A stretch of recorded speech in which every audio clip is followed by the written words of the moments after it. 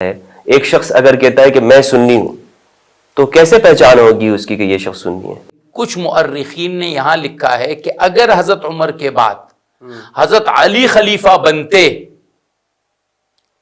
مقدرات تو جو اللہ کے ہاں تھے وہ تھے، اگر حضرت علی بنتے تو نقشہ جو بننا تھا وہ اس سے بہت مختلف ہوتا، یعنی بہت بہتر ہوتا.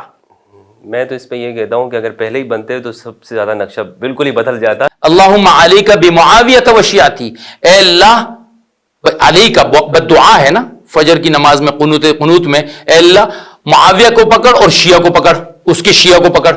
کہیں پر ایسا ہے کہ حضور نے فرمایا میں تمہارے درمیان میں قرآن اور صحابہ چھوڑ رہا ہوں؟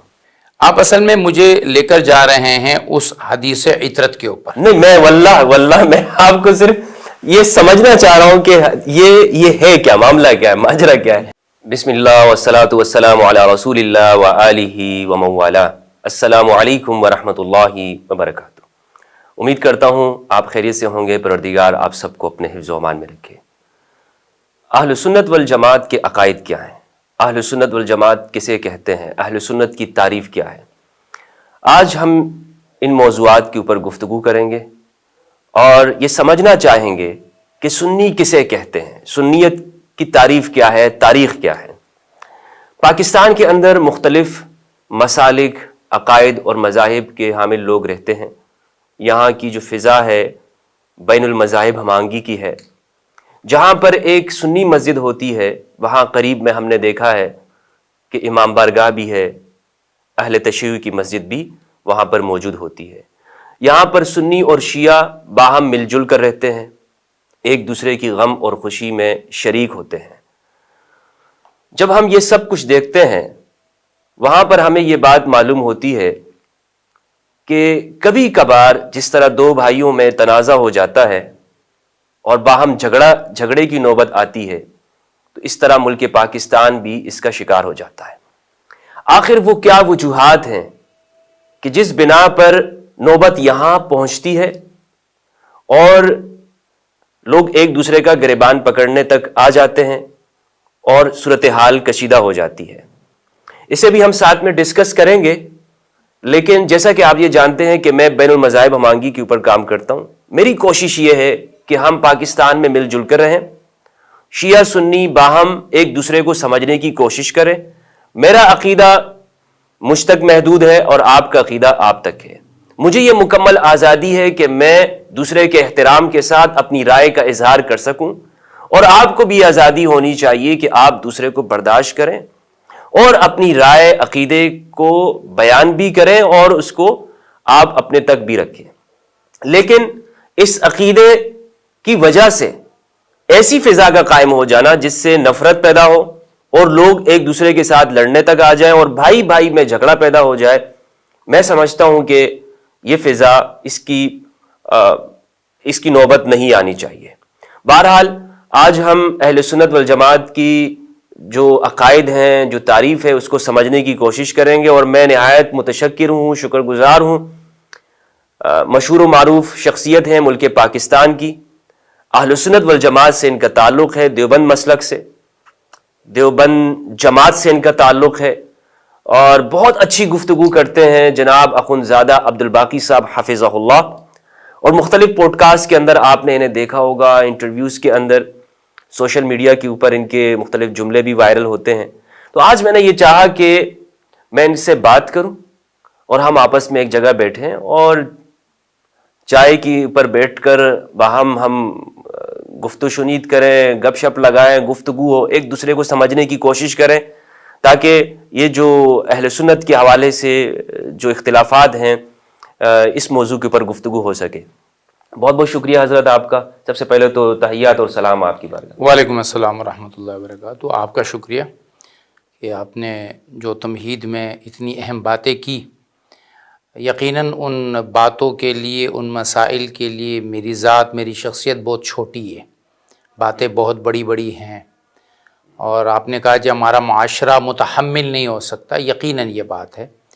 لیکن ہم اپنے حصے کا دیا جلانے کی کوشش کریں اور جس قدر اتفاقات ہیں اس پر ہم آ جائیں. انشاءاللہ اختلافات آہستہ آہستہ اللہ اس کو ختم فرما دیں گے انشاءاللہ. ٹھیک ہے. اچھا حضرت سب سے پہلے تو مجھے یہ بتائیے گا کہ آپ کا تعلیمی جو پس منظر ہے وہ کیا ہے؟ میں تھوڑا تعارف لینا چاہوں گا. کس ادارے سے آپ کی فراغت ہوئی ہے اور کیا آپ کا علمی مشغلہ کیا ہے آپ کا؟ جامعہ بن نوری ٹاؤن، علامہ بن نوری ٹاؤن گرومت درہ، یہاں سے ہماری 94 ہمارا سال تھا تعلیمی. جنوری 95 میں فراغت میری ہوئی ہے تعلیم سے. پھر 95-96 میں نے یہیں سے تخصص فی الفقہ یعنی افتاء کا کورس، مفتی بنا میں. پھر میں نے 4 سال 2000 سے لے کر 2004 تک دارالعلوم کراچی میں حضرت مفتی تقی عثمانی صاحب کے زیر سرپرستی وہاں پر میں نے تمرین افتاء کیا ہے. ماشاءاللہ. 98 سے لے کر 2009 تک 11 سال کراچی کا ایک مشہور ادارہ ہے مدرسہ ابن عباس، وہاں میں مدرس تھا جہاں عربی میں تدریس ہوتی ہے، اور وہاں کا میں رئیس دار الافتاء بھی تھا. میں کچھ عرصہ جامعہ بن نوریہ میں بھی بحیثیت مفتی رہا ہوں. میرا اپنا ایک ادارہ ہے میٹروول سائٹ میں، جامعہ اسلامیہ رضیہ للبنات کے نام سے. میں وہاں کا معتمم بھی ہوں، وہاں کا مفتی بھی ہوں. سوشل میڈیا پر میرے کچھ کام ہے تنبیہات کے نام سے، تحقیقی کام ہے، میں تحقیقی آدمی ہوں. اور خصوصاً جو روایات ہیں، من گھڑت روایات، من گھڑت واقعات، اس پر الحمدللہ میرے 400 مضامین ہیں جو کہ تنبیہات کے نام سے ویب سائٹ ہے اس پر موجود ہے. اور سوشل میڈیا پر الحمدللہ کچھ پوڈ کاسٹ وغیرہ بھی ہوتے ہیں. اللہ کام لیتے ہیں، اللہ مزید اسی زندگی میں ہم سے اتنا کام لے کہ وہ ہم سے راضی ہو جائیں. آمین. بہت خوبصورت آپ کا تعارف ہے حضرت. مجھے ذرا یہ بتائیے گا، جیسے ہمارا موضوع ہے آج کا کہ سنی کون ہے، سنی کسے کہتے ہیں، تو آپ بتائیں کہ سنی کی تعریف کیا ہے، ڈیفینیشن کیا ہے. ایک شخص اگر کہتا ہے کہ میں سنی ہوں تو کیسے پہچان ہوگی اس کی کہ یہ شخص سنی ہے؟ دیکھیے، ہمیں اپنی پہچان کے لیے وہ جو حدیث جبریل ہے نا، مشہور والی حدیث، وہ ہم چاہے سنی ہے چاہے شیعہ ہے، جب بھی مسلمان ہوگا اس کا تعارف آپ وہی سے لیں گے. کہ جبریل جو ہے حضور صلی اللہ علیہ وسلم سے پوچھتے ہیں کہ مل اسلام، مل ایمان، مل احسان. تو وہاں پر جو ایک تصدیقات آتی ہے نا، آمنت باللہ و ملائکتہ و کتبہ و رسلہ والیوم الآخر والقدر خیری و شرہ من اللہ تعالی والبعث بعد الموت، یہ ہے وہ بنیادی 7 عقائد جو ہر مسلمان کے لیے لازمی ہے. ان 7 عقائد کے بغیر کوئی بھی آدمی مسلمان تو کہلانے کے قابل نہیں ہے، چاہے پھر وہ سنی کیسے ہوگا، وہ شیعہ کیسے ہوگا. پھر اہل سنت والجماعت وہ لوگ ہیں کہ جو قرآن اور احادیث مطہرہ صلی اللہ علیہ وسلم سے جو کچھ ہمیں ملا ہے، جس آدمی نے ان 2 چیزوں کو اپنی ذات میں تھامے رکھا، اور تیسری چیز سواد اعظم صحابہ، سواد اعظم صحابہ کو جس نے تھامے رکھا، اس شخص کو ہم سنی کہلائیں گے. یہ آدمی سنی ہے، اور اس کے عقیدے وہی ہیں جو میں نے آپ کو عرض کر دیا کہ 7 عقیدے وہ ہیں. اور اس کے جو اعمال ہیں، عمل میں اختلاف ہو سکتا ہے. کوئی سنی ہوگا جو رفع دین کرے گا، کوئی سنی ہوگا جو ہاتھ یہاں باندھے گا، کوئی سنی ہوگا کہ جو ہاتھ چھوڑ دے گا، کوئی سنی سورۃ فاتحہ امام کے پیچھے پڑھے گا. مشکل جو شاید ابھی میں تھوڑا جلدی کر گیا، لیکن مشکل ہمارے ہاں جو بڑی پیش آئی وہ یہ ہے کہ بعض امور جن کا تعلق عقیدے سے نہیں ہے اسے ہمارے ہاں عقیدہ کہہ کر بیان بھی کیا جاتا ہے، اور اس کو عقیدے کا مسئلہ بیان بنا کر لوگوں پر فتوے بھی لگائے جاتے ہیں. جبکہ عقیدے کا مسئلہ تو ان 7 چیزوں کے ساتھ ہے کہ اگر آپ ان 7 چیزوں پر ایمان رکھتے ہیں آپ مسلمان تھے. آپ کو کوئی آدمی بھی کافر قرار نہیں دے سکتا. حضور صلی اللہ علیہ وسلم کی مشہور حدیث ہے نا کہ جو کلمہ پڑھ لے، نماز پڑھ لے، اس نے اپنے خون کو، اپنی جان کو، اپنے مال کو مجھ سے کیا کر دیا؟ محفوظ کر دیا. گویا کہ کلمہ گو اگر کوئی آدمی ہے، اور ایک روایت میں ہے کہ جو ہمارے قبلے کی طرف رخ کر کے نماز پڑھتا ہے وہ مسلمان ہے، اس نے ہمارے جو ہے وہ اپنے آپ کو محفوظ کر لیا. میں اس پر حضرت ابوبکر اور عمر رضی اللہ عنہ کی ڈیبیٹ آپ کو یاد دلا دوں کہ جب حضرت ابوبکر رضی اللہ تعالیٰ عنہ نے منکرین زکوٰۃ کے خلاف جہاد کا علم اٹھایا تو عمر نے کیا فرمایا؟ آپ ایسے لوگوں کے ساتھ جہاد کر رہے ہیں کہ جو اللہ کو مانتے ہیں، جو نماز پڑھتے ہیں؟ تو حضرت ابوبکر صدیق رضی اللہ تعالیٰ عنہ نے ان کو کافر نہیں قرار دیا، لیکن فرمایا کہ یہ نظام کے خلاف جا رہے ہیں۔ اگر یہ اللہ کے نبی کو اونٹ کے ساتھ رسی بھی دیتے تھے اور اب اس رسی کا بھی انکار کریں گے، تو چونکہ جو نظام اللہ کے نبی بنا کر گئے ہیں اس نظام کے خلاف یہ بغاوت ہے، اس لیے میں ان کے ساتھ لڑ رہا ہوں، اس لیے نہیں کہ یہ کافر ہو چکے۔ ہاں، جب مسیلمہ کذاب کے خلاف اٹھے تو چونکہ تو اس نے ایک نئی نبوت کا دعویٰ کیا جو امنت باللہ و ملائکتی و کتبی و رسولی کے خلاف تھا، تو وہاں پر وہ مرتدین تھے، وہ کافر تھے، ان کے ساتھ جنگ جو ہوئی ہے وہ ارتداد کی غرض سے ہوئی ہے، وہ ان کو واپس لانے کے لیے کہ یا تو مسلمان ہو جاؤ ورنہ تمہارے سر قلم کر دیے جائیں گے، کیونکہ بنیادی 7 عقیدوں میں آپ اختلاف کر رہے ہیں۔ اچھا، تو یہ جو آپ نے حدیث جبریل کے ضمن سے جو عقائد مستنبط کیے ہیں، جو آپ نے نکالے ہیں کہ اللہ پر ایمان، قرآن پر، رسولوں پر، قیامت پر، فرشتوں پر، تقدیر پر، یہ جو عقائد ہیں عقیدہ آخرت بھی اس میں تو سنی شیعہ سب ہی، آپ نے خود کہا کہ اگر کوئی نہیں مانتا تو مسلمان ہی نہیں ہے، تو اس میں تو سب متفق ہو گئے، تو پھر یہ تفریق کیسے پیدا ہو گئی نا؟ اس میں تو آپ جو بات کر رہے ہیں اس میں تو کوئی تفریق قائم ہی نہیں ہو سکتی ہے ان عقائد کی بنیاد کے اوپر۔ اس میں تو آپ نے صحابہ کے اوپر ایمان کا بھی ذکر نہیں کیا ہے، یہ تو آپ نے مطلقاً بات کر دی ہے، تو پھر یہ تو سنی نہ ہوا نا، ایمان کی بات ہو گئی۔ اس سنیت کیا ہے؟ دیکھیے، اصل میں نے ایک بات آپ سے عرض کی نا کہ ہمارے ہاں مشکل کیا ہوئی ہے کہ ہم نے کچھ چیزوں کو عقیدے زبردستی کے بنا دیے۔ اچھا، یہاں میں ایک بات کو عرض کرتا ہوں جو شاید آپ کے سوالات میں موجود بھی ہو، آپ کے ذہن میں ہو بھی۔ شیعہ سنی کا جو پہلا اختلاف پیدا ہوتا ہے وہ آتا ہے امامت کے اوپر، صحیح، خلافت کے جو مسائل ہیں، ٹھیک ہے۔ اختلاف کیا پیدا ہوتا ہے یہاں پر؟ شیعہ امامت کو عقیدہ سمجھتے ہیں، عقیدہ امامت، صحیح ہے، شیعہ کتب میں اس کو عقیدہ کہہ کر بیان کیا جاتا ہے، جبکہ یہ عقیدہ نہیں ہے، نہیں، ہم اسے عقیدہ نہیں سمجھتے۔ اچھا، آپ تاریخ اٹھا لیں، یہ جو امامت ہے یہ ابتدائی 2، 2.5 بلکہ 3 صدیوں تک یہ ایک سیاسی مسئلہ تھا۔ اچھا، جی، یہ سیاسی مسئلہ تھا۔ کیا مسئلہ تھا؟ ایک جماعت صحابہ کی یہ سمجھتی تھی کہ احق بالخلافہ جو ہے وہ علی ہیں رضوان اللہ علیہم اجمعین۔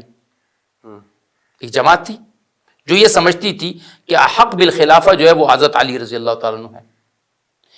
اکثریت صحابہ جو تھے وہ ابوبکر صدیق رضی اللہ تعالیٰ عنہ کے ساتھ سقیفہ بنو ساعدہ میں بیعت کچھ نے کی، پھر سب نے آ کے مدینہ کی مسجد میں بیعت کر لی، اکثریت ہو گئی۔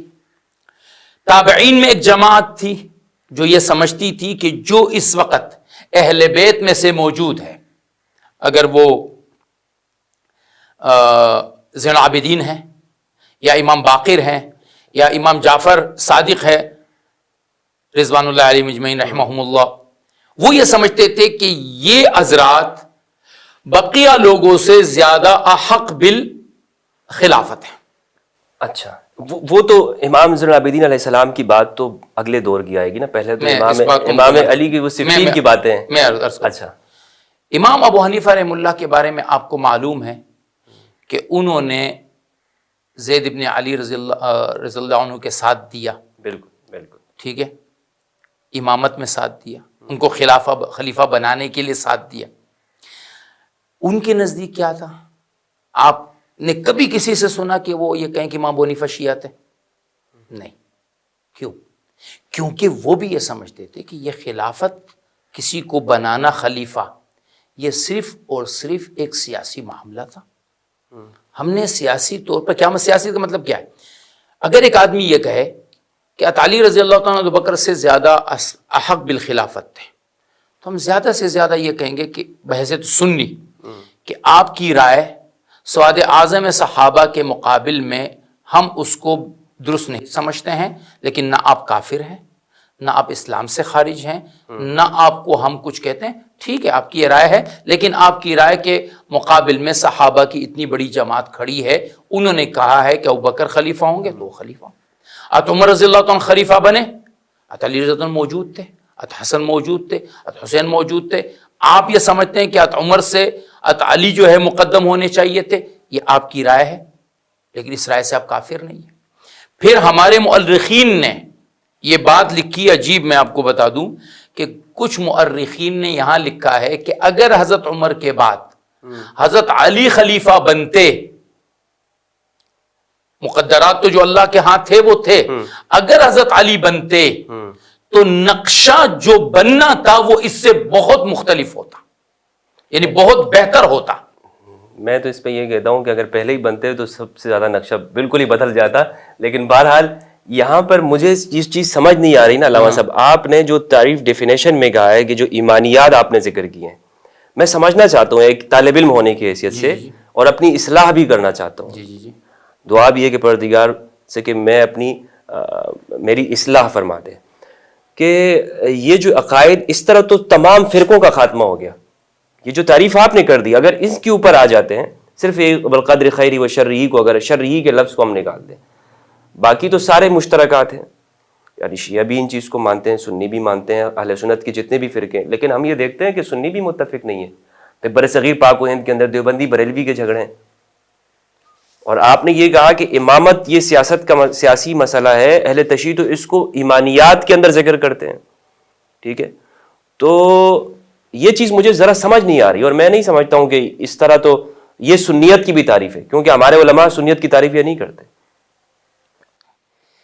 دیکھیں اس کے علاوہ جتنی بھی تعریفات ہیں، وہ تعریفات آپ کو اس زمانوں کی ملیں گی جب ہر فرقہ ایک فرقے کی حیثیت سے اٹھا اور پھر اس نے اپنے مبادی اور اصول وضع کرنا شروع کر دیے.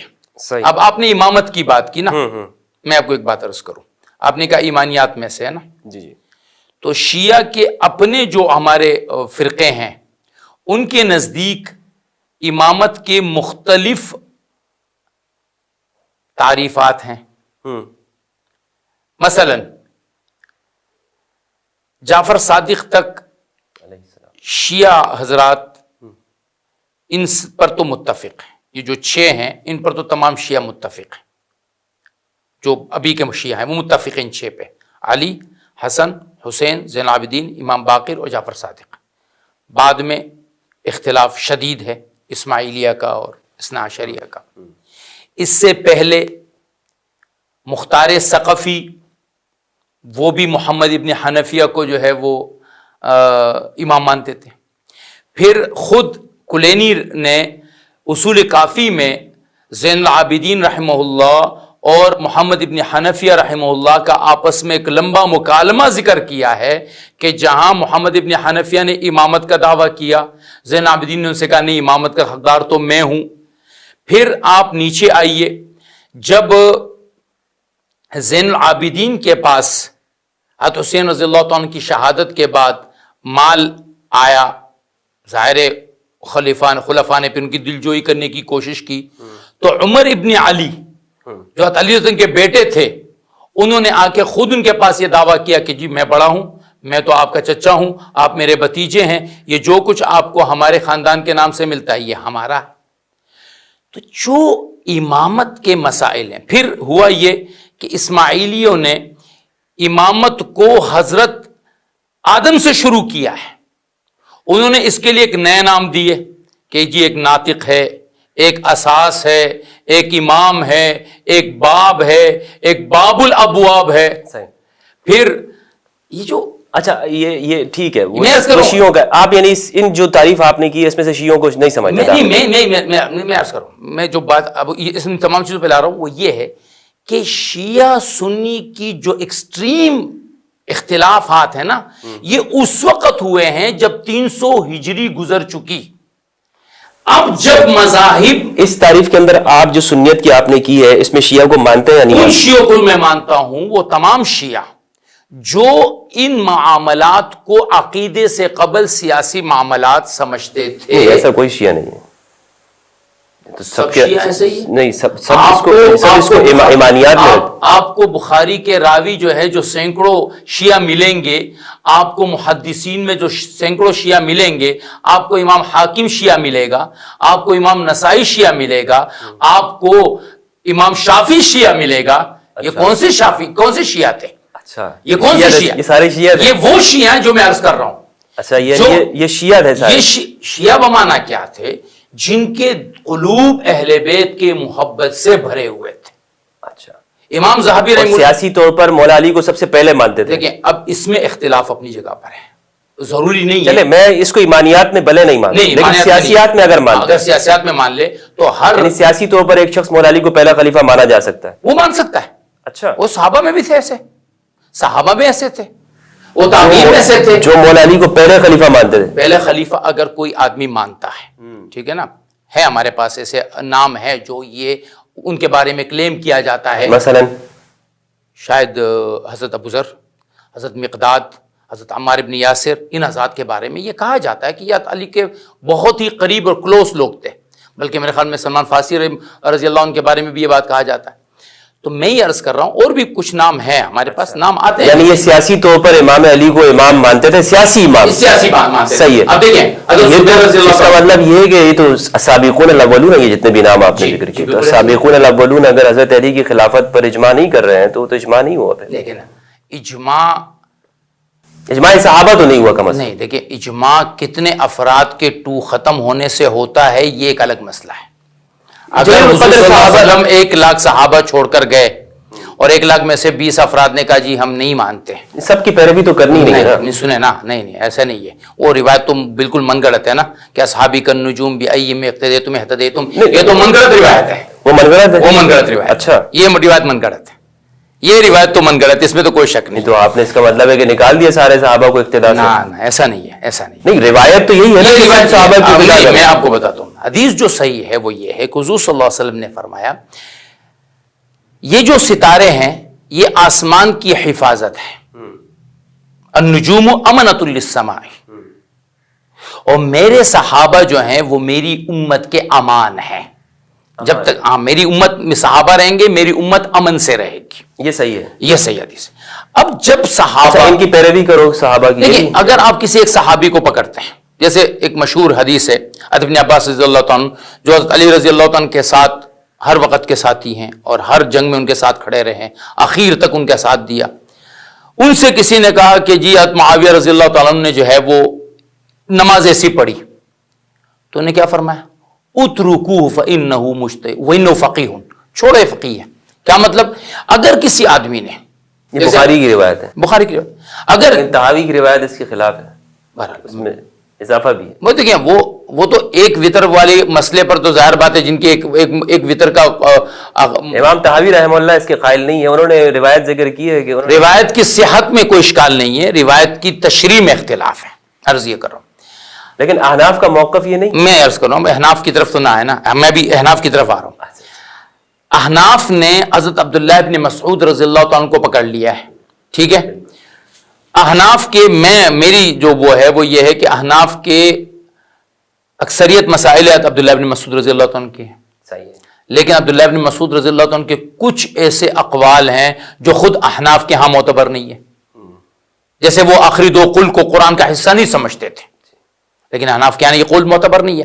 اگر آپ نے کسی ایک صحابی کو پکڑ لیا، معوذتین کو، جی معوذتین، آپ نے اگر کسی صحابی کے کسی قول کو پکڑ لیا اور آپ نے اس صحابی کی اتباع کی، آپ فلاح پہ، آپ فلاح پر ہیں، آپ فلاح پر ہیں، اپنا کام نہیں ہے۔ اچھا، لیکن اس کے لیے ضروری یہ ہے کہ آپ دیگر جو صحابہ ہیں، یعنی صحابی وہ غلط کر ہی نہیں سکتے ہیں، اس لیے میں فلاح پہ ہوں گا۔ نہیں، میں یہ سمجھتا ہوں کہ صحابی معصوم نہیں ہے، صحابی معصوم نہیں ہو سکتا۔ جو معصوم نہیں ہے اس کی پیروی کیسے ہو سکتی؟ دیکھیں، پھر تو آپ دنیا میں صرف نبی کے علاوہ کسی شخص کو بطور استاد کیسے پکڑیں؟ یہاں تو استادی والی بات ہے نا، ہم ہاں یہ تو استاد ہیں، یہاں پر اتباع تو کرنی ہے محمد صلی اللہ علیہ وسلم، صلی اللہ علیہ وآلہ وسلم۔ ہم نے صرف بطور استاد ایک صحابی کو پکڑے، جیسے صحابی کی حدیث آتی ہے نا کہ میں شام گیا، میں نے کہا اللہم مجھے ایک ایسا جلیس صالح دے دے، تو مجھے وہاں پر عبداللہ ابن رواحہ مل گئے،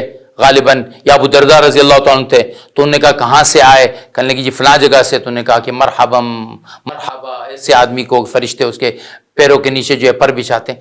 تو لوگ جلیس صالح کے انتظار میں ہوتے تھے. عبداللہ ابن عمر کا شاگرد عبداللہ ابن عمر کے ساتھ زندگی گزارتا ہے، ان کے ایک ایک عمل کو پکڑتا ہے. تو عرض یہ ہے کہ صحابہ رضوان اللہ اجمعین کی سواد اعظم، ان کی اجتماعیت جب ایک چیز پر قائم ہو گئی، اگر کچھ صحابہ نے اس سے رائے کا اختلاف کیا، تابعین کی اجتماعیت ایک چیز پر قائم ہو گئی، کچھ نے اس سے اختلاف کیا، تو یہ اختلاف ان کا نہ کفر ہے، نہ اسلام سے خروج ہے، نہ ان کی عظمتوں کو کم کرنے والا ہے. ان کی رائے کو کوئی ان کی عظمتوں کو ختم نہیں کرے گا. لیکن یہ کہنا کہ اس اختلاف کی وجہ سے وہ جو اتفاق پیدا ہوا ہے وہ اتفاق نہیں ہے، یہ بات درست نہیں ہے. اچھا، تو اب یعنی کہ آپ کی ساری گفتگو کا خلاصہ یہ ہو گیا کہ صحابہ کرام کی پیروی قرآن مجید، رسول اللہ صلی اللہ علیہ وآلہ وسلم اور صحابہ کرام کی اجتماعیت کی پیروی کرنے والا شخص سنی کہلاتا ہے. جی صحیح. اور یہ اس کی وہ جو حدیث مشہور ہے نا کہ جب پوچھا گیا کہ وہ فرقہ ناجیہ کون سا ہوگا تو اس پہ 3 الفاظ آتے ہیں نا، مانا علیہ واصحابی. ایک ویسے ضعیف ہے. ایک سنیں، ایک روایت مانا علیہ واصحابی کی ہے، ایک روایت جو ہے جماعت کی ہے، ایک روایت سواد اعظم کی. تو یہ روایات جو ہے یہ ایک دوسرے کو یعضد بعضو بعضا، ایک دوسرے کو تقویت دے کر چلے مان لیتے. جی مان لیتے. جی. تو بہرحال یعنی یہ قرآن اور رسالت رسول اللہ کی ذات، یعنی خدا کا کلام ہو گیا اور پیغمبر کا ارشاد ہو گیا، جس کو ہم سنت بھی کہہ سکتے ہیں. تو یہاں سے سنت کا لفظ لے لیا اور سواد اعظم سے جماعت کا لفظ لے لیا. ایسا ہی ہے. تو اب یعنی کسی جگہ پر ہمیں یہ معلوم ہونا چاہیے کہ جو اصول آپ نے بنایا ہے اہل سنت کا، اس کو رسول اللہ سے سند ملنی چاہیے. حضور نے فرمایا ہو کہ بھائی میرے بعد تم صحابہ کی پیروی کرنا، تم کبھی گمراہ نہیں ہوگے. میرے بعد میں تمہارے درمیان میں قرآن چھوڑ کے جا رہا ہوں اور میرے صحابہ چھوڑ کے جا رہا ہوں، کبھی گمراہ نہیں ہوگے. لیکن مجھے تو ایسی کوئی روایت ابھی تک نہیں ملی ہے ذخیرہ حدیث کے اندر کہ حضور نے فرمایا میں قرآن کے ساتھ صحابہ چھوڑ کے جا رہا ہوں کیونکہ یہ تشریح کرنے والے ہیں. تو پھر آپ یہ صحابہ کو کیسے معیار بنا سکتے ہیں؟ میں معیار بنا رہا ہوں حضور اکرم صلی اللہ علیہ وسلم کو. دیکھیے معیار جو ہے، معیار حق تو دو ہی چیزیں ہیں، قرآن ہے اور حضور اکرم صلی اللہ علیہ وسلم. صحابہ نہیں ہیں. سنیں صحابہ کی زندگیاں، صحابہ کی، دیکھیں میں نے آپ کو کہا نا سند تو ہونی چاہیے نا. سند ہے نا. سند کیا ہے؟ آپ علیہ الصلوۃ والسلام نے کیا فرمایا؟ علیکم بسنتی وسنت الخلفاء الراشدین المہدیین عضوا علیہ بالنواجذ. ترمذی کی روایت. صحابہ نہیں ہے کیا؟ وہ صحابہ نہیں ہے؟ نہیں، وہ بالکل صحابہ ہے. اب اس میں پھر حضرت یہ بحث آ جائے کہ خلفاء راشدین المہدیین کا ذکر کیا ہے تو وہ خلفاء کون سے ہیں؟ نہیں تو وہ تو آپ پھر میں آپ سے اس لیے میں اس میں جانا نہیں چاہتا. جائیں گے ہم، آپ جائیں وہاں پر کہ آپ صحابہ کو اگر بالکل نکال رہے ہیں. میں نہیں نکال رہا، میں سمجھنا چاہتا ہوں کہ صحابہ جسے آپ فرما رہے ہیں کہ صحابہ کی پیروی کرنا ہے حضرت، تو ان صحابہ کے بارے میں رسول کا فرمان بھی تو ہوگا. ہر صحابی کے لیے الگ الگ فرمان بھی تو موجود ہے نا. نہیں، ہر صحابی آپ نے فرمایا نا کہ ہر صحابی کو تو مطلب صحابی معصوم تو نہیں ہوتا. آپ علیہ الصلوۃ والسلام نے ہمیں فرمایا کہ جو میری امت کے لیے عبداللہ ابن مسعود کے بارے میں فرمایا، جو یہ پسند کر لے وہ تم اس کو پکڑ لو. لیکن جماعت صحابہ کے بارے میں نہیں فرمایا. نہیں، جماعت صحابہ کے بارے میں نے آپ کو حدیث بتا دی کہ آپ علیہ السلام نے فرمایا کہ میرے صحابہ اس امت کے لیے امن ہیں، یہ ان کو حفاظت ان کی رکھیں گے. اب کس چیز میں حفاظت کریں گے؟ وہ کوئی چھتریاں لے کے تو نہیں کھڑے ہوں گے، تلوار لے کے تو نہیں کھڑے ہوں گے. اس کا مطلب یہ ہے کہ یہ ان کی ایمانوں کی حفاظت کریں گے، یہ ان کے جو ہے وہ اعمال کی حفاظت کریں گے، یہی مطلب. اب جو کہیں پر ایسا ہے کہ حضور نے فرمایا میں تمہارے درمیان میں قرآن اور صحابہ چھوڑ رہا ہوں؟ آپ اصل میں مجھے لے کر جا رہے ہیں اس حدیث عطرت کے اوپر. نہیں، میں واللہ میں آپ کو صرف یہ سمجھنا چاہ رہا ہوں کہ یہ ہے کیا معاملہ، کیا ہے ماجرا، کیا ہے. آپ میرے بھائی ہیں، برادر عزیز ہیں. بالکل میں آپ کی بات بالکل سمجھ رہا ہوں. ہم جب حضور اکرم صلی اللہ علیہ وسلم کے بعد جب ہم کھڑے ہوتے ہیں نا، ہم جب کھڑے ہوتے ہیں تو آپ کا یہ جملہ ہمارے لیے کافی ہے نا کہ ما انا علیہ و اصحابی. لیکن یہ ضعیف ہے. دیکھیے جماعت کا لفظ بھی ہے، سواد اعظم کا لفظ بھی ہے، اور یہ روایات مل کر یہ درجہ حسن سے روایت بتا لیں. دیکھیے صحیح روایات کو اب میں یہاں آپ سے عرض کروں کہ صحابہ بخاری مسلم کی بتا دیں، یہ ترمذی کی روایت ہے، بخاری مسلم کی بتا دیں۔ قرآن کی تشریحات کے لیے ہمیں اللہ کے نبی نے صحابہ رضوان اللہ اجمعین کی جو دیکھیں آپ، میں آپ کو بتاؤں، میں صحابہ کو واجب الاتباع مانتا ہوں، ٹھیک ہے، لیکن روایت کی بنیاد پہ نہیں مانتا، ٹھیک ہے، میں قرآن کی بنیاد پہ مانتا ہوں۔ کیسے؟ قرآن مجید میں سورہ توبہ 9 کی 100، والسابقون الاولون من المہاجرین والانصار والذین اتبعوہم بإحسان رضی اللہ عنہم ورضوا عنہ، ٹھیک ہے، ان کی اتباع واجب ہے، ٹھیک ہے، سابقون اولون کی، صحیح، میں تو واجب مانتا ہوں صحابہ کی اتباع، ٹھیک ہے، مجھے روایت کی کیا ضرورت ہے؟ ٹھیک ہے، لیکن میں یہ سننا چاہ رہا ہوں کہ حضور نے کہیں فرمایا اور روایت میں کہ قرآن کے ساتھ صحابہ کو چھوڑ کے جا رہا ہوں۔ قرآن کے ساتھ آپ نے کہا کہ حضور صلی اللہ علیہ وسلم نے یہ کہ میں تو پہلے یہ چیز آپ مجھے بار بار کہہ رہے ہیں کہ یہ روایت جو ہے نا یہ روایت ضعیف ہے۔ جی جی بالکل ضعیف، البانی نے ضعیف کہا ہے اس کو۔ کون سی والی؟ یہ جو روایت ہے جو مشکات کے اندر ہے، ما انا علیہ وصحابی، ہمارے محدثین نے اس کو ضعیف کہا ہے۔ مجھے اس سے اتفاق نہیں ہے، میں اس کو دیکھ لیتا ہوں۔ چلیں اس کو رہنے دیتے ہیں، ٹھیک ہے، یعنی ایسی کوئی روایت تو ہے نہیں، یعنی کہ جس میں حضور نے نہیں، اس میں بھی تو قرآن میں نہیں ہے نا، قرآن پھر بھی اس میں نہیں ہے، ما انا علیہ وصحابی، یعنی قرآن کے ساتھ ساتھ صحابہ۔ دیکھیں آپ نے ابھی خود ایک بات کہی نا، میں اگر اس کو ہم صحیح بھی مان لیتے، میں اس زیادہ اصولی بحث میں نہیں جانا چاہتا، ٹھیک ہے، نہ کتابیں آپ کے سامنے نہ میرے سامنے کہ میں آپ کو دکھاتا جاؤں، لیکن بہرحال یہ ضعیف ہے۔ نہیں میں یہ کروں کہ تھوڑا سا اس کو میں دیکھ لوں۔ چلے میں صحیح مان لیتا ہوں۔ میں یہ پوچھنا چاہ رہا ہوں، میں اپنا دوبارہ عرض کرنا چاہتا ہوں، حضور نے یہ فرمایا ہو کہ میں تمہارے درمیان میں قرآن چھوڑے جا رہا ہوں اور میرے صحابہ چھوڑے جا رہا ہوں، یہ مان علیہ وصحابی تو قرآن نہیں ہے نا، ٹھیک ہے، اس میں تو سنت ہے اور صحابہ ہیں، صحیح ہے، قرآن حاکم ہے، میری عرضی، قرآن نور ہے، میری عرضی ہے، حدیث تو پھر اس میں ضعیف موضوع تو ہو سکتی ہے، من غلط بھی ہو سکتی ہے، حضور کی سنت میں اختلاف ہو سکتا ہے، تبھی تو فرقے بنے ہیں نا، صحیح، حدیثوں کی وجہ سے بنے، قرآن کی وجہ سے تو کوئی فرقہ نہیں۔ آپ نے تعریف کی ہے قرآن والی، سورہ مومنون موجود ہے، قد افلح المؤمنون، ٹھیک ہے، مومن کامیاب ہیں، اس میں تو کہیں یہ نہیں ہے کہ جو یا رسول اللہ پڑھتا ہو، جو یا علی مدد کہتا ہو، اس میں تو کہیں پر یہ چیزیں، اس میں تو عقائد کا بحث ہی نہیں ہے۔ صحیح ہے، تو اگر وہ آپ والی تعریف پر ہم آ جاتے ہیں، ہمارے تو سارے اختلاف ختم ہو گئے۔ میں تو اس پہ امت کو لانا چاہ رہا ہوں جس پہ آپ نے تعریف کی۔ میں عرض کر رہا ہوں، آپ نے میری بات کو بیچ میں روکا، میں یہ عرض کرنا چاہ رہا تھا کہ میں اسی تعریف کو تمام امت کے لیے تعریف ایمان سمجھتا ہوں۔ بہترین بات ہے، ٹھیک ہے نا، میں تمام امت کے لیے اسی تعریف کو سمجھتا ہوں۔ احسنتم، جزاکم ٹھیک ہے، اللہ۔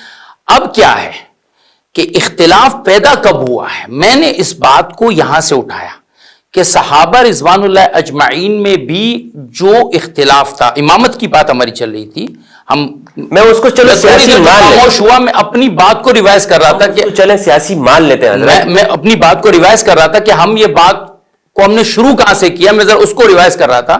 ہماری بات چلیے اس بات سے کہ امامت جو تھی وہ ایک سیاسی مسئلہ تھا جس کو بعد میں ایمانی مسئلہ بنایا گیا، عقیدے کا مسئلہ بتایا گیا۔ ویسے حضرت اگر اس میں ہوتا نہیں نا، اگر یہ ایمانی مسئلہ نہ ہوتا نا تو حضرت ابوبکر رضی اللہ عنہ کبھی بھی قتال نہ کرتے۔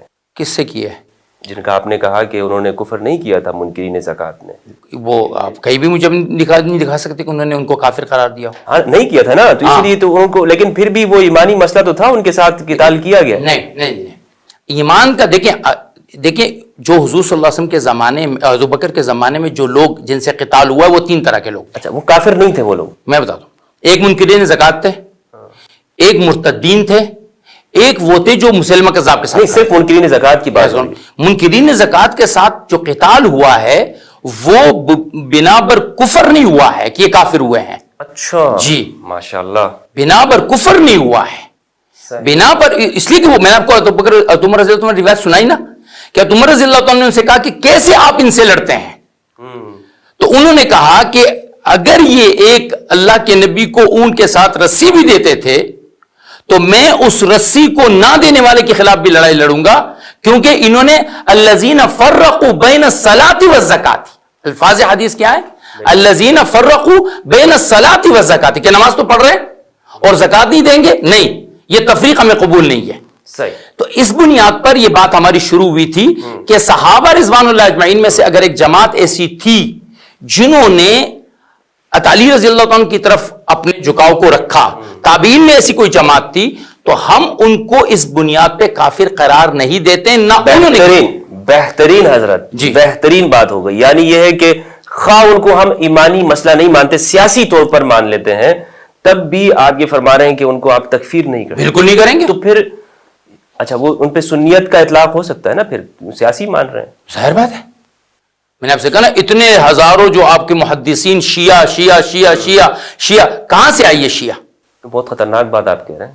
کیوں؟ شیعوں کو آپ سنی بنا رہے ہیں صاحب. میں تو چاہتا یہ ہوں کہ سارے شیعہ اور سنی، یہ لفظ شیعہ لفظ سنی، یہ فرقہ جعفریہ، یہ فرقہ جو ہے وہ اہل سنت والجماعت، یہ فرقہ دیوبندیہ، یہ فرقہ بریلیہ ختم ہو جائے، ہم سب ایک ہو جائیں. ہم تو چاہتے یہ ہیں. ہم اگر مسائل کو اسی سیاسی مسئلے کو سیاسی رہنے دیتے تو امام ابو حنیفہ بھی شیعہ ہے، زید بن علی کے ساتھ کھڑے تھے. ہر وہ آدمی جو میں تو آپ بھی شیعہ ہیں. ہاں میں بھی شیعہ ہوں. میں آپ کو امام زہبی کا ایک وہ سنانا چاہتا ہوں جو انہوں نے اس بارے میں کہا ہے. ہاں امام زہبی نے ایک بڑی عجیب بات کہی ہے. آپ اس کو سنیں گے تو آپ کو مزہ آ جائے گا کہ امام زہبی کیا کہتے ہیں. یعنی آپ جو امام علی کے صفوف میں اگر متقابل ہوئے ہیں لوگ. قال الذهبي في ترجمتي من سیر اعلام النبلاء مولانا الامام العلی امام علی من الخلفاء الراشدین المشہود لهم بالجنہ رضی اللہ عنہ نحبه اشد الحب. اللہ اکبر. ہم ان سے علی سے شدید ترین محبت کرتے ہیں. ٹھیک ہے. ابناء الحسن والحسین علیہم السلام فثبتا رسول اللہ صلی اللہ علیہ وسلم وسیدہ شباب اہل الجنہ. اگلا جملہ سنیے، رسول کے بچے ہیں یہ. اگلا جملہ سنیے، مزے والا جملہ. لو استخلفا لکانا اہلا لذالک، اگر ان کو خلیفہ بنایا جاتا ان کے زمانے میں تو یہ اس کے حقدار تھے. اگلا سنیں. زین العابدین کبیر القدر من سعادت العلماء العاملین یصلح للامامتی، اگر ان کو امام بنایا جاتا تو یہ امام بننے کے قابل تھے. بہترین. آگے چنیں. وَكَذَلِكَ ابْنُهُ ابو جعفر الباقر سید امام فقیح یصلح للخلافت، ان کو خلیفہ بنا چاہا جاتا یہ بھی خلافت کے مستحق تھے، یعنی حقدار تھے، ان میں خلافت کی ساری باتیں تھی.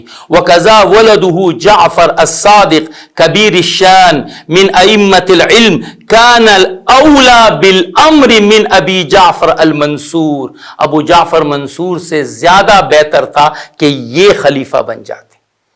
یہ ہے وہ ہمارا نظریہ جو ہماری کتابوں میں موجود ہے. آج اس نظریے کو بیان کرنے کی ضرورت ہے. جو آپ کہہ رہے ہیں کہ آپ سب کو جوڑ رہے ہیں، میں نہیں جوڑ رہا. زہابی آج سے 800 سال پہلے، اور یہ زہابی نے اپنے پاس سے تو بات نہیں کی ہوگی نا، زہابی نے یہ بات اوپر سے لی ہوگی نا، ان کے استاد سے، انہوں نے ان کے استاد سے.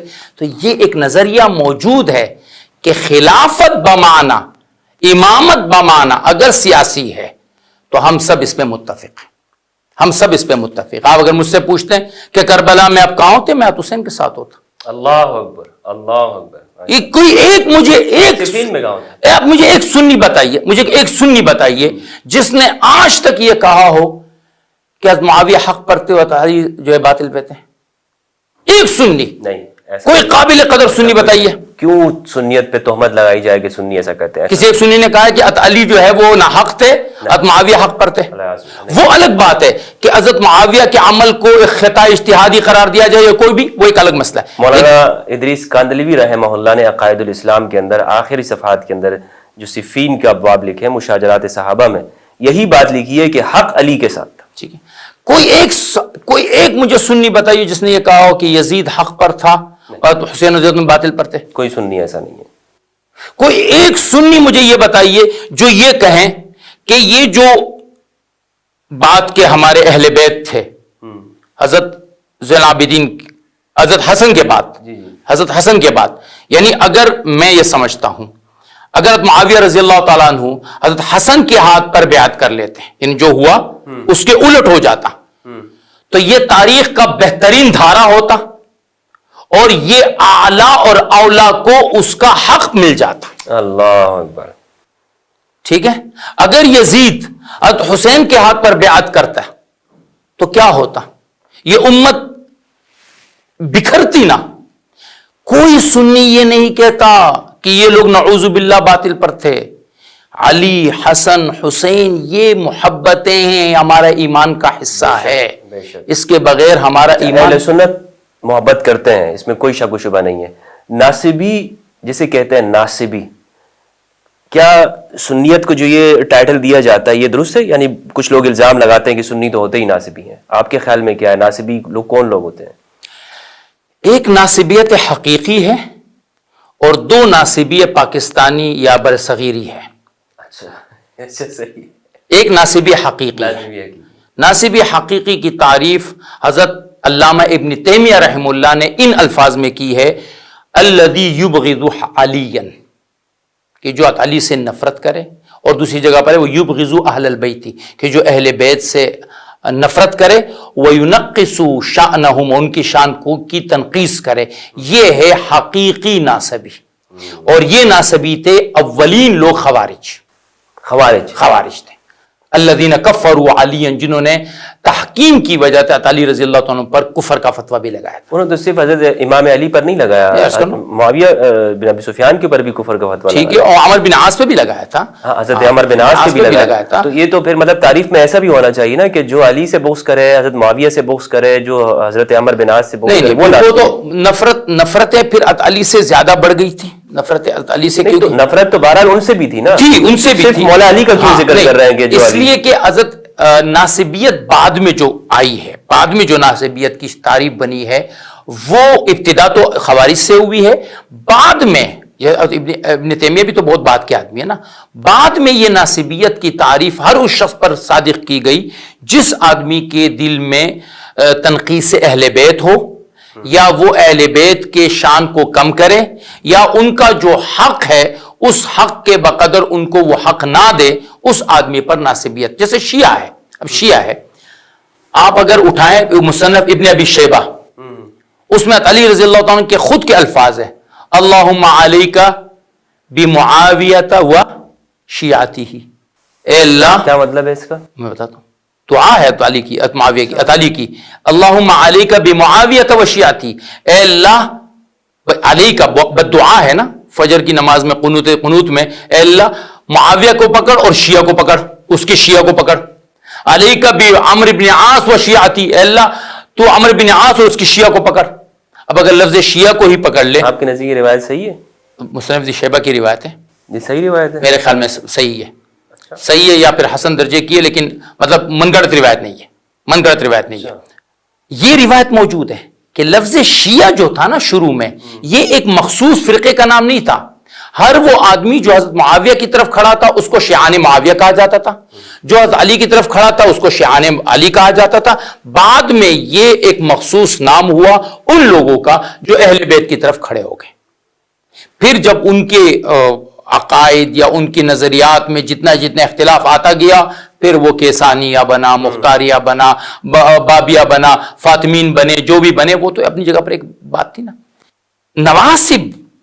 نواسب وہ شخص ہے جو اہل بیت سے نفرت کرتا ہے.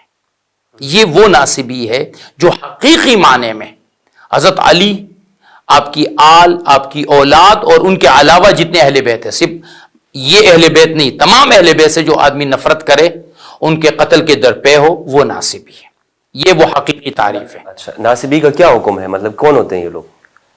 کافر تو تعالیٰ نے خود بھی نہیں کہا تھا نا. صحیح ہے. انہوں نے کہا تھا اخواننا بغوا علینا، یہ ہمارے بھائی ہیں جنہوں نے ہم پر بغاوت کی. جنہوں نے ان کو کافر کہا، ان کو بھی انہوں نے کافر نہیں کہا. تو کافر تو ہم نہیں کہیں گے، لیکن ہم شدید ترین گمراہ تو کہیں گے ان کو. صحیح. شدید ترین گمراہ کہیں گے. اگر اسلامی حکومت ہو تو ان کو زجرن تعزیرن قتل بھی کیا جا سکتا ہے اس سزا میں. اچھا. اور جو ناصبی پاکستانی ہندوستانی ہے وہ بھی سن لیجیے. اچھا. وہ ناصبی ہوں میں. کیسے؟ اگر میں نے یہ کہہ دیا کہ ابھی 13 رجب ہے، آپ نے پروگرام کیا کہ جی علی کی ولادت جو ہے وہ کعبے میں ہوئی، میں نے کہا نہیں جی نہیں ہوئی ہے. نہیں یہ ناسبیت نہیں ہے. سنیں نا سنیں, ہے پاکستان میں یہ ناسبیت ہے. کوئی احمق ہوگا جس کو نہیں پتا ہوگا. یہ اقوال موجود ہیں. سمجھو میں اس کو سمجھاؤں کہ یہ میں سمجھانا چاہوں کہ اس انٹرویو کے بعد ہم یہ سمجھے کہ ہم نے کہاں کس تعریف کو کس پر فٹ کرنا ہے. صرف ایک روایت کا اختلاف ایک آدمی کرتا ہے کہ جی امام حاکم نے اس کو نقل کیا ہے, میں بھی مانتا ہوں, لیکن میرے نزدیک سندن یہ روایت درست نہیں ہے. آپ نے مجھ پر جو ہے وہ ناسبیت کا فتویٰ لگا دیا. میں سمجھتا ہوں کہ ابوبکر اور صدیق اور عمر رضی اللہ عنہ اولا بالخلافت تھے, دونوں مقدم ہونے تھے. علی اور عثمان برابر تھے, وہ چاہے علی پہلے ہوتے چاہے عثمان. اب مجھے کہیں کہ آپ ناسبی ہیں, یہ ہندوستان پاکستان کی ناسبیت ہے, یہ ہر وہ آدمی کی ہے. یہاں تو وہ شخص بھی ناسبی ہے نا حضرت کہ جو کسی ان کے بنائے ہوئے عقیدوں کے اندر شامل نہیں ہوتا. جی بہت ساری چیزیں ہیں, اگر آپ نے وہ نہیں کیا تو یہ اس پر بھی ناسبیت کا حکم لگا دیتے ہیں. مثلا آپ نے اگر امام علی کو کسی جگہ پہ علیہ السلام نہیں لکھا, رضی اللہ عنہ لکھا, تو یہ بھی کہتے ہیں یہ ناسبی. جزاک اللہ خیر. میں یہ سمجھانا چاہ رہا ہوں کہ یہ ناسبیت ٹھیک ہے. میں آپ سے متفق ہوں اس چیز میں.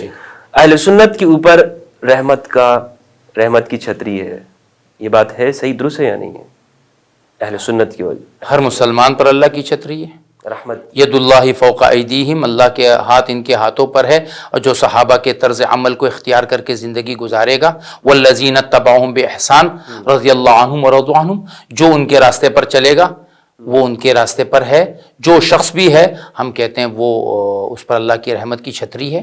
اگر ایک آدمی ہے عبد الباقی اس کا نام ہے اور وہ غلط عقیدوں کا مالک ہے تو اس پر اللہ کی رحمت اس کے اوپر سے اٹھ جائے گی. یہ کہنا کہ یہ خاص مخصوص کسی جماعت پر ہے, ایسا نہیں ہے. یہ چھتری جو ہے اس کا تعلق ایک پیمانے کے ساتھ ہے, اور اس پیمانے کا نام ہے اللہ کا کلام, نبی علیہ السلام کی سنت اور صحابہ کی اکثریت کی جماعت کا جو طریقہ کار ہے اس پر ہم چلیں گے. بالکل حضرت. بس آخری چند سوالوں کی طرف میں آتا ہوں. آپ نے جو گفتگو کی ہے اس کے جو اخذ میں کر رہا ہوں اس سے, وہ یہ ہے کہ اہل سنت والجماعت جو بھی دین لیتے ہیں یا جو جہاں پر وہ سٹانس ہوتا ہے ان کا, وہ قرآن ہے, رسول کی ذات ہے اور صحابہ کرام ہیں. اہل بیت سے صرف محبت کرتے ہیں, اہل بیت سے دین نہیں لیتے. صحیح سمجھاؤں میں؟ نہیں, اہل بیت سے دین کہاں نہیں لیا, یہ سوال ہے. حضرت علی رضی اللہ تعالیٰ عنہ چاروں خلفاء, چار ہم خلفائے راشدین ہیں نا, چاروں خلفاء میں سب سے زیادہ روایات اہل سنت کے ہاں وہ علی رضی اللہ تعالیٰ سے موجود ہیں, چاہے اس کا تعلق وہ تو اس لیے کہ امام علی بیان کرتے تھے, باقی نے تو پابندی لگائی ہوئی تھی. نہیں دیکھیں یہ دیکھیں سیاسی پھر سیاسی مسئلہ ہو گیا نا, پابندی کا مسئلہ سیاسی ہے. اچھا وہ سیاست. علی رضی اللہ عنہ سے روایات بے شمار, حسنین کریمین سے روایات بے شمار, ٹھیک ہے. حضرت زین العابدین رحمہ اللہ, حضرت امام باقر رحمہ اللہ, حضرت امام جعفر صادق رحمہ اللہ, ان سے روایات موجود ہیں, ٹھیک ہے. اب اس قدر زیادتی نہیں ہے, اس کے پیچھے کیا عوامل رہے ہیں, وہ عوامل سیاسی ہو سکتے ہیں, اس کا تعلق اس سے نہیں ہے کہ چونکہ اس کا تعلق اہل بیت سے ہے تو ہم نہیں لیں گے. کیونکہ کلیم ہے یہ کہ حضرت جعفر صادق رحمہ اللہ جو ہے وہ امام ابو حنیفہ رحمہ اللہ کے استاد تھے, یہ کلیم کیا جاتا ہے. حالانکہ حضرت امام ابو حنیفہ جعفر صادق سے عمر میں 2 سال بڑے ہیں. اس سے کچھ نہیں ہوتا. میں عرض کروں ٹھیک ہے. حضرت امام عمر میں بڑے ہیں تو کیا ہوا, میں عرض کروں علم میں تو بڑے نہیں ہوئے. میری اس بات سنیں, عرض یہ ہے کہ جعفر صادق رحمہ اللہ امام ابو حنیفہ رحمہ اللہ کی عمر برابر ہے نا. اب ایک رائے میں اس کو پر لا رہا ہوں کہ ایک رائے آتی کہ نہیں یہ استاد شاگرد نہیں ہے, میں اس پر لا رہا ہوں. اس کی وجہ یہ ہے کہ کچھ لوگ کہتے ہیں کہ ہم عمر تھے لہٰذا علم لینے کا موقع نہیں ملا, البتہ ان کے والد محمد باقر رحمہ اللہ سے علم لینے کا موقع ملا ہے. تو گویا علم ایک ہی ہے, امام محمد الباقر اور امام جعفر صادق, کیا فرق ہے؟ تو میری عرض یہ ہے کہ علم جہاں بھی ضرورت پڑی ہے علم ان سے لیا گیا ہے, ٹھیک ہے. ایسا کچھ نہیں ہوا کہ ان سے علم اس لیے نہیں لیں گے کہ اہل بیت ہے, نہیں. ہاں وہ جو حدیث ہے مسلم کی زید بن ارقم رضی اللہ تعالیٰ کی کہ میرے اہل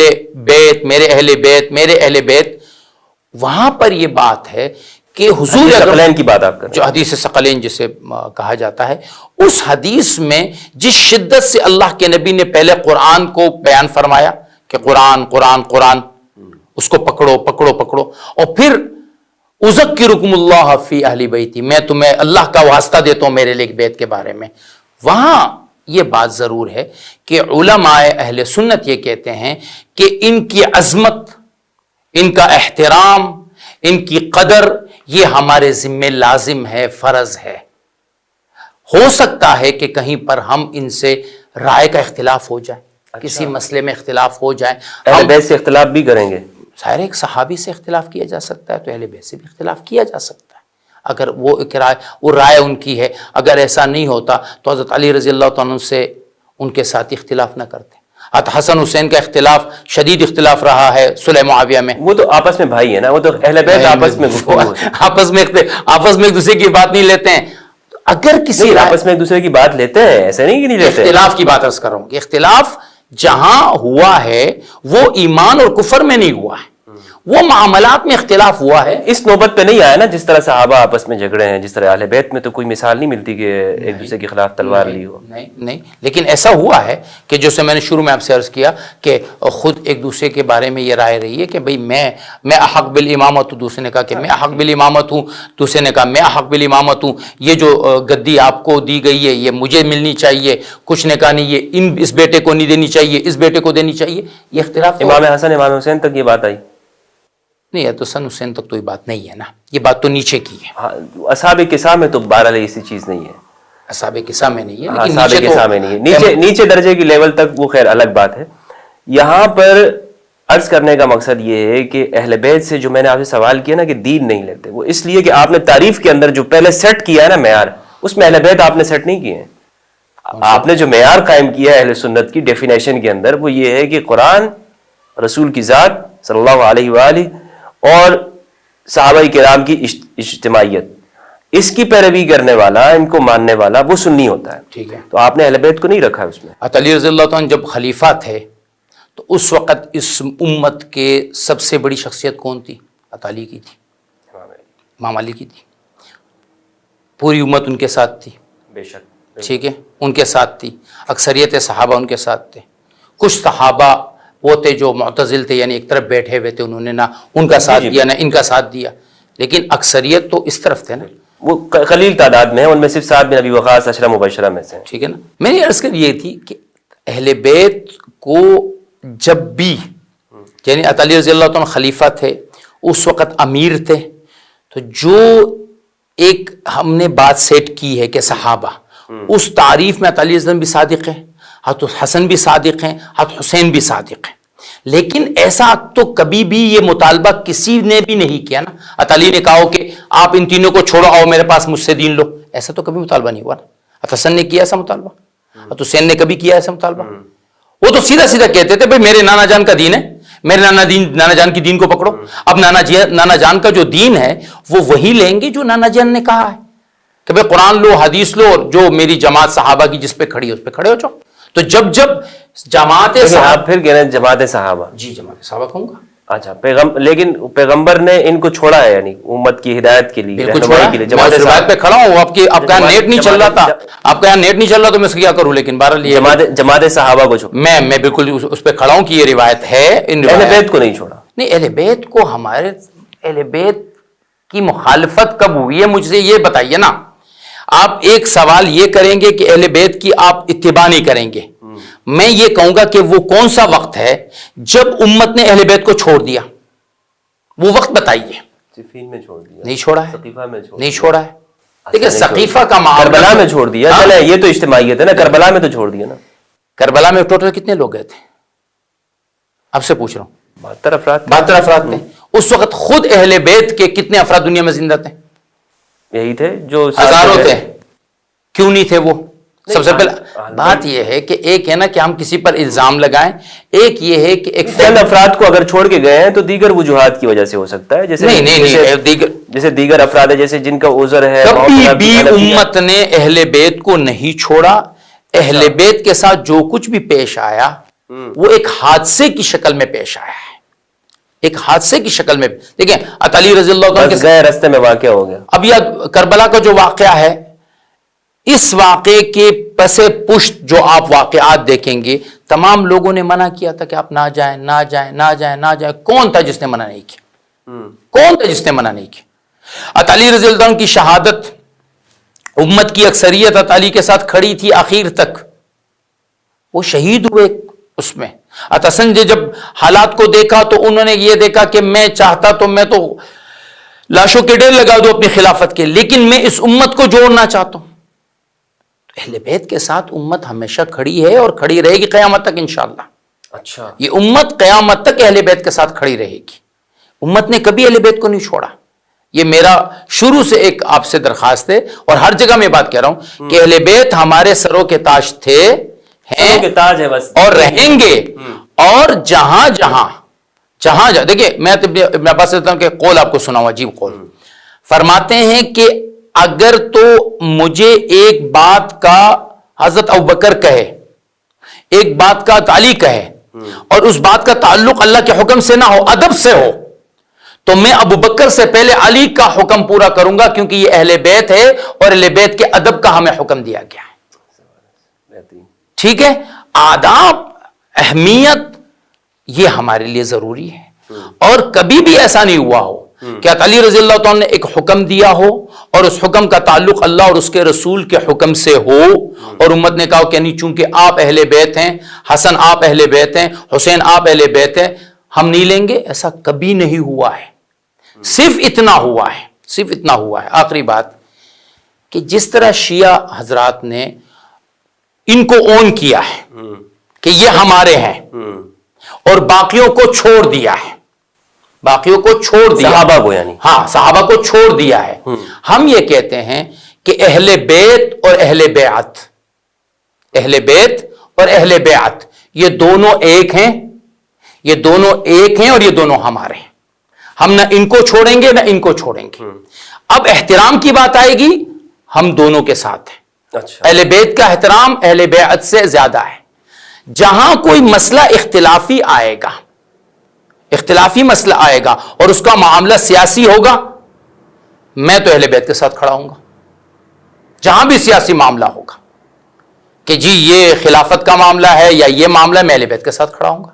لیکن جہاں معاملہ کسی اور چیز کا ہوگا، جیسے ابوبکر رضی اللہ عنہ کی خلافت پر اگر اجماع صحابہ ہے تو ہم ان کے ساتھ کھڑے ہیں. نہیں اجماع تو نہیں ہے، اجماع ہے جی، اجماع ہے. آپ نہ مانے والا، آپ نے خود نام بتایا. نہیں میں نے کہا نا کہ 20 صحابہ اگر ایک طرف ہے اور لاکھوں ایک طرف ہے یا ہزاروں ایک طرف ہے تو میں ان کے ساتھ ہوں.